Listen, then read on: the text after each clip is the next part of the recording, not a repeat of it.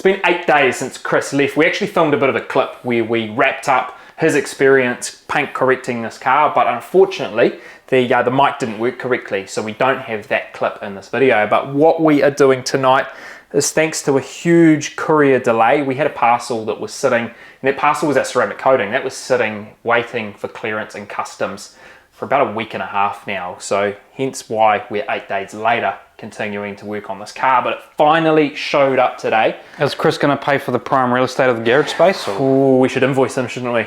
Because we've had the Tesla outside for the week, it is absolutely filthy, and we've been keeping care of this. You reckon this should go outside after it's coated? Yeah, I reckon. Yeah. Just don't tell Chris. We'll let it cure, sit it outside, and we'll have to wash it again before he comes, because I want that wow. Right? No, just say that. That's what happens. Yeah, you got ceramic coating on here, it's fine. Just give it a blast off with a hose, good to go.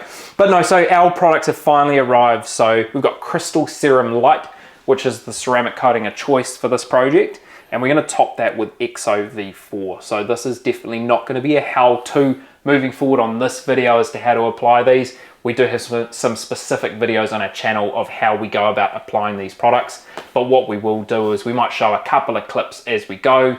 Obviously tonight we're going to start with Crystal Serum Light, and then tomorrow night will be EXOv4, and then hopefully at the end of the video we've got a bit of a wrap up when Chris comes to collect this. So we're going to open up CSL and get started on our coating.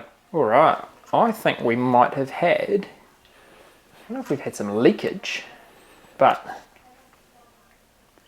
so our bottle is sealed, but we do have a bit of residue around the top. It looks quite cloudy in the inside, doesn't it? Yeah, it is quite cloudy in there. So obviously we do need to shake the product before we go and use it, but we do have some residue around the top there. So I think that potentially some of this, I mean, it's the levels where you'd expect it to be. I mean, it's come by air freight as well, so I don't know if, you know, pressure in the cabin or anything like that makes a difference, but. Yeah, I mean, there is a little bit of residue in there, but let's get some air in here.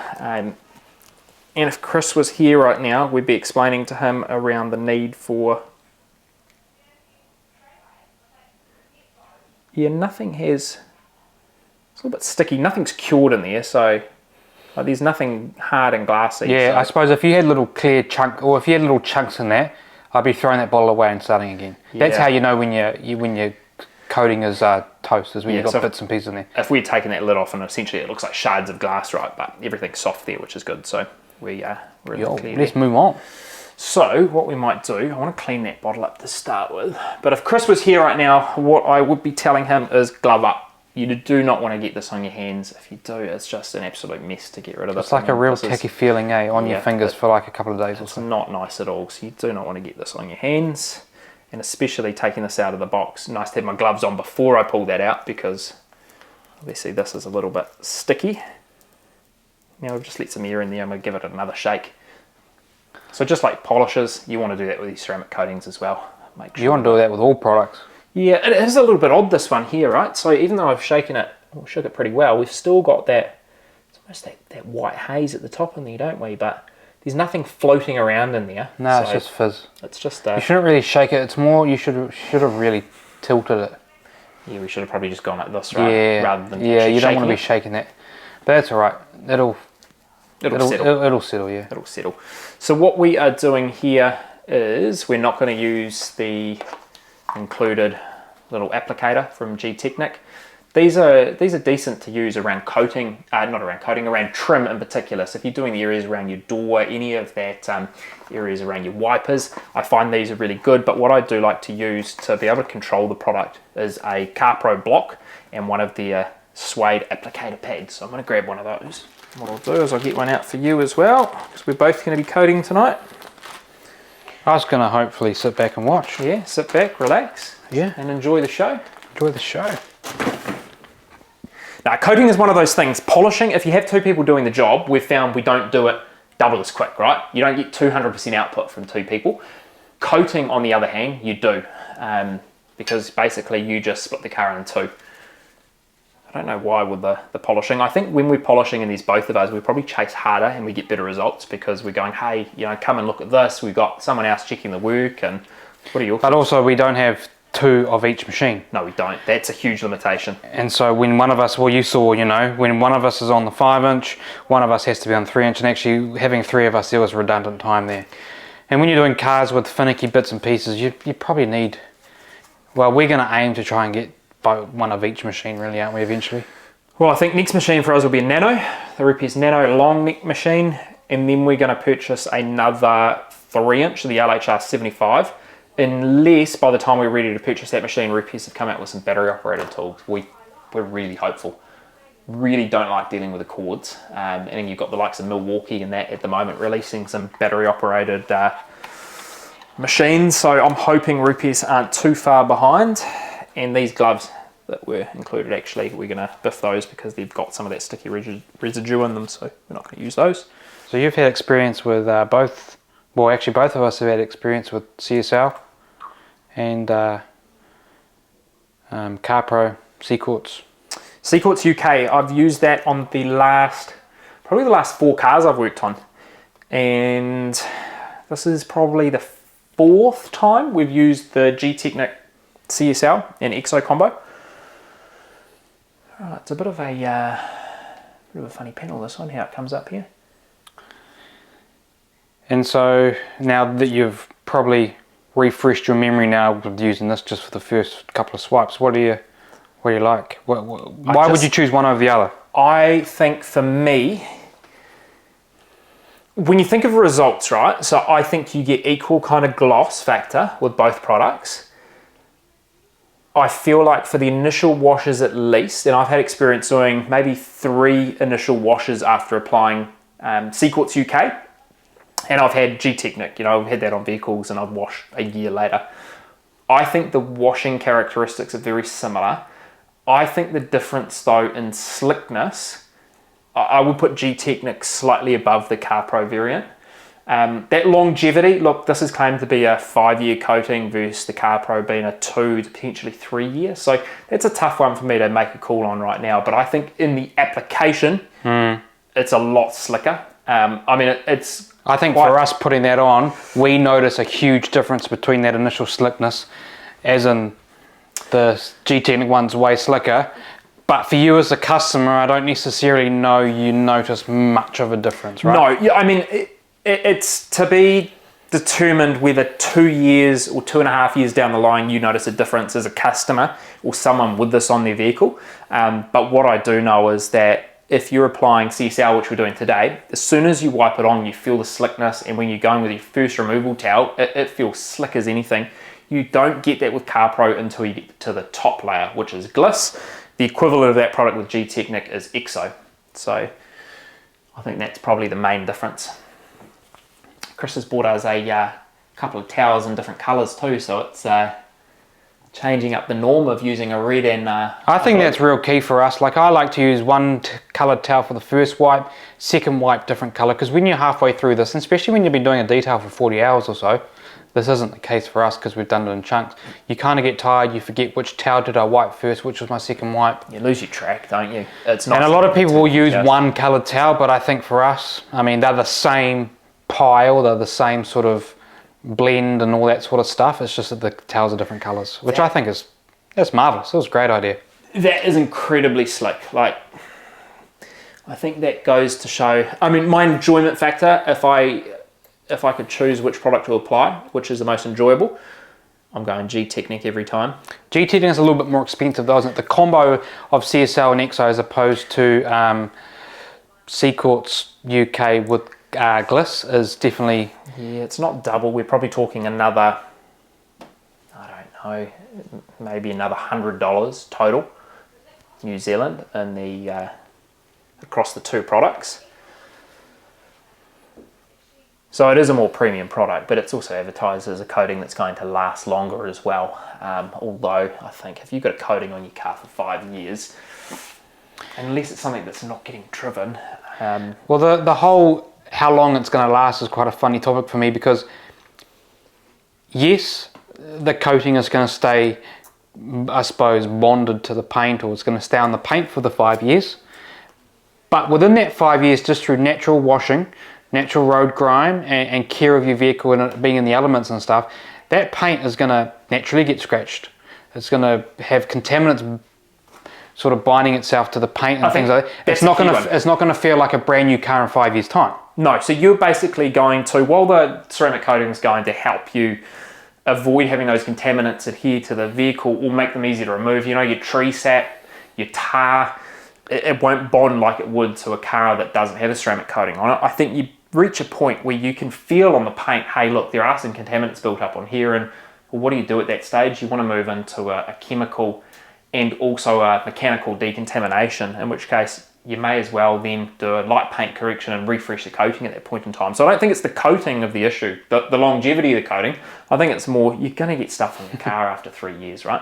And I reckon if you're sort of driving that car every day, you know, like a daily driver like the WRX, then you're probably looking around that 2-year mark before you're going to have to give yourself a refresh. And you can go in and you can do like a CarPro, what was that, a D-scale wash where you could try and rejuvenate it. I mean, I'm still a bit interested as to how well that's really going to work, but those are some options to try and buy you a little bit extra time, you know, 6 months or so.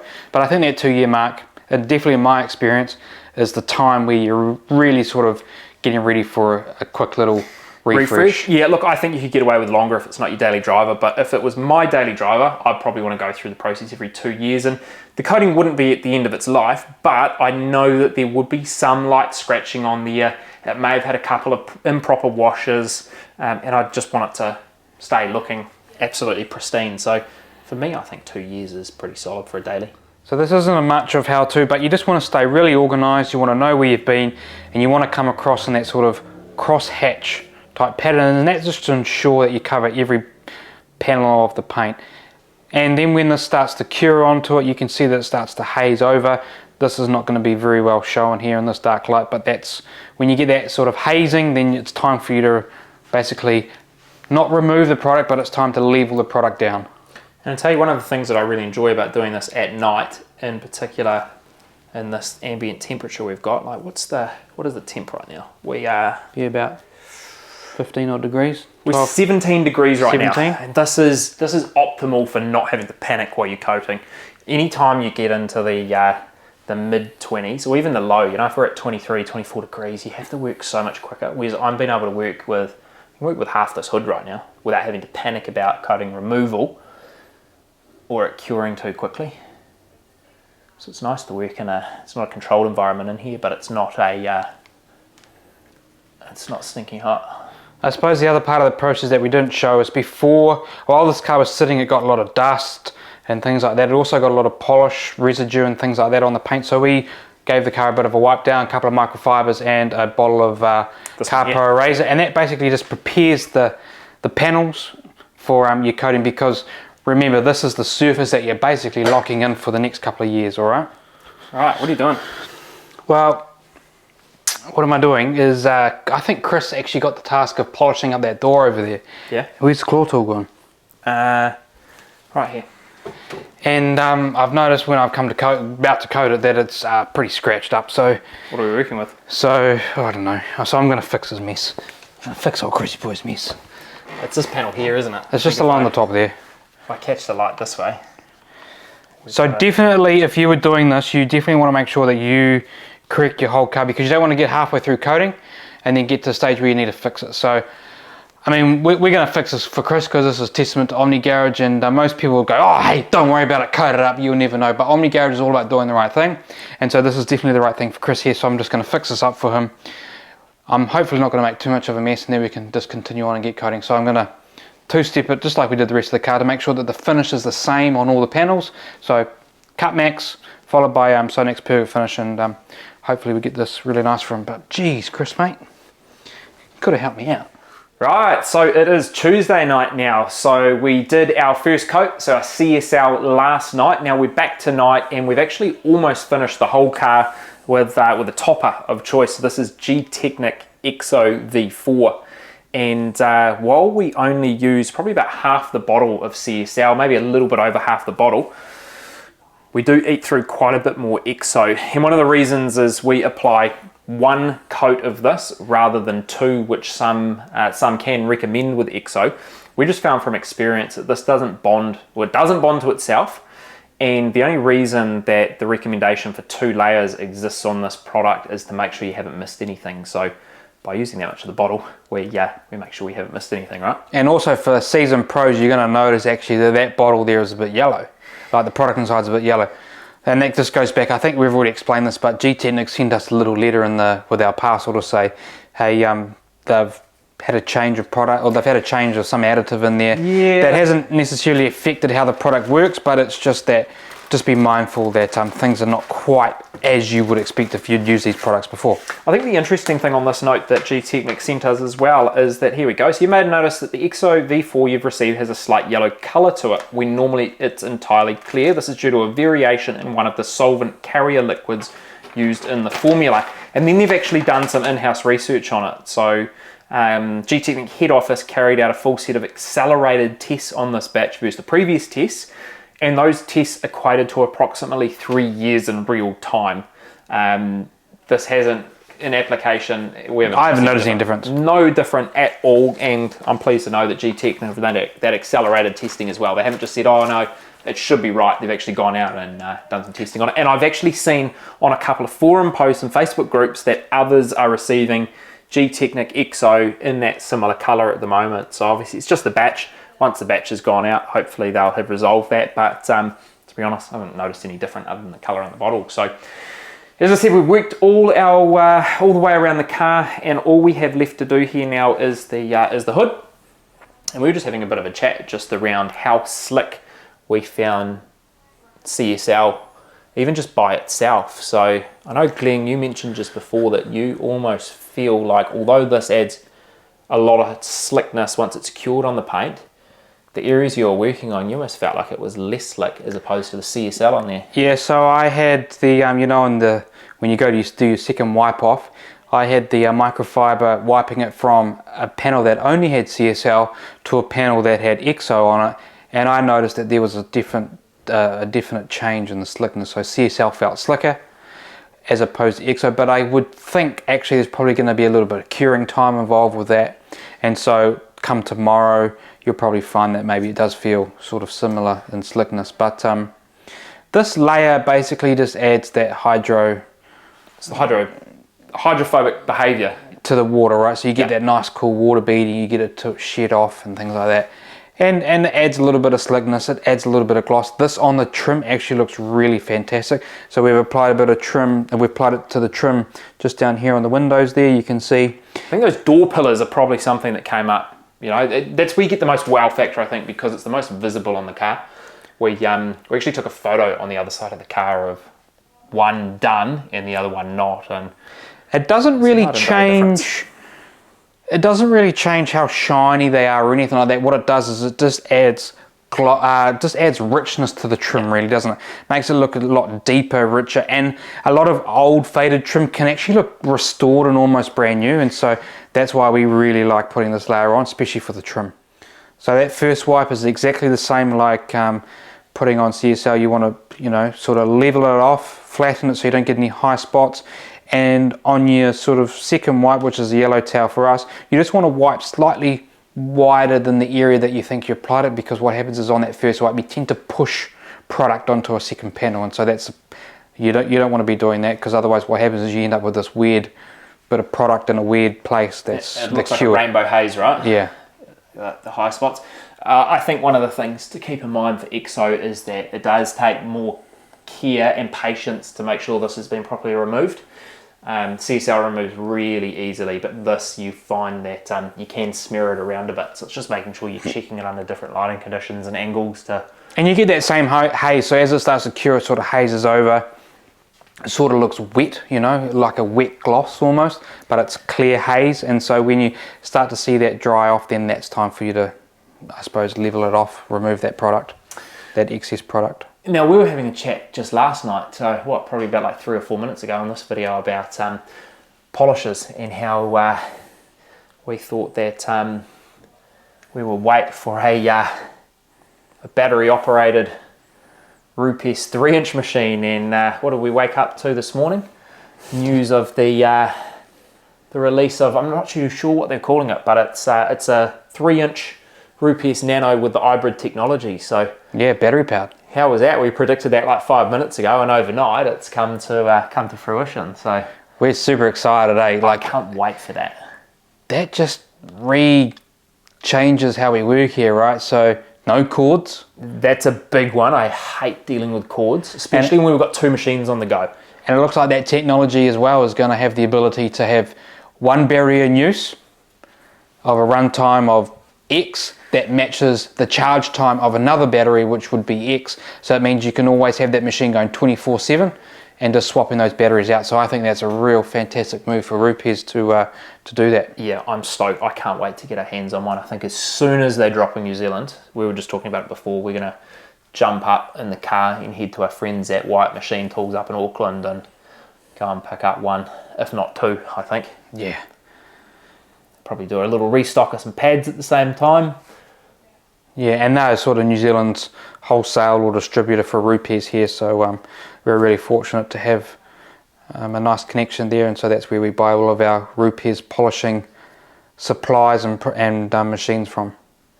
Well, they supported us from early in the day as well, didn't they? They welcomed us into their building in Auckland and actually set up a training day for us, which was fantastic. So yeah, so all of our skills have pretty much come from them. So yeah,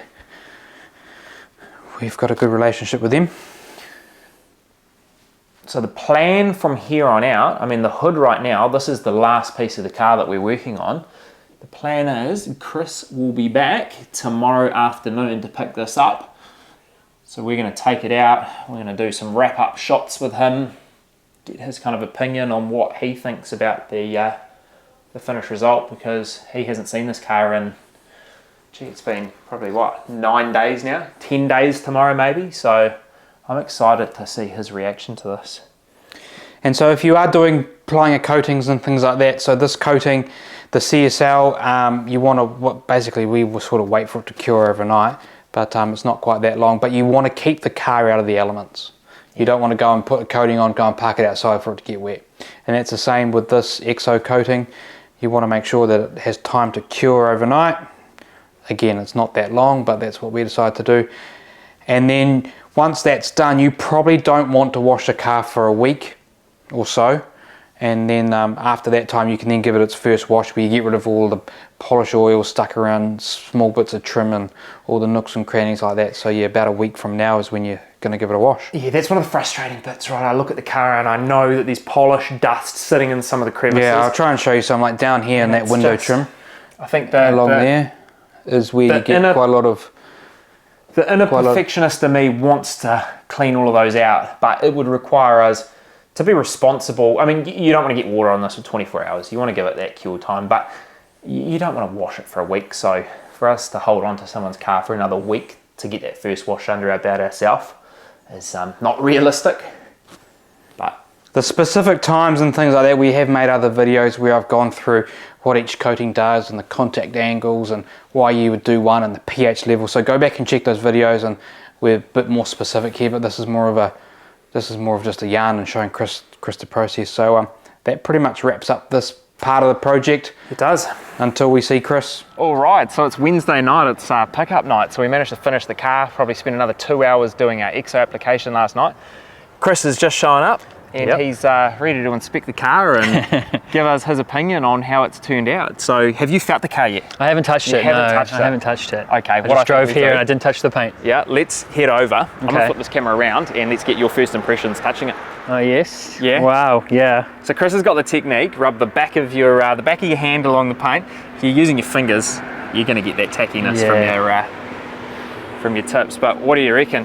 Slickness. Yeah. Very slick. Remembering we stripped absolutely everything off this car, bead maker, anything that was previously protecting it and giving it that slickness. It gets a very similar slickness straight after you've put on the bead maker and let it sit for 8 hours or whatever. You get a similar slickness, but it doesn't last. No, it doesn't. And what you've got here, right, is this is going to be your permanent slickness.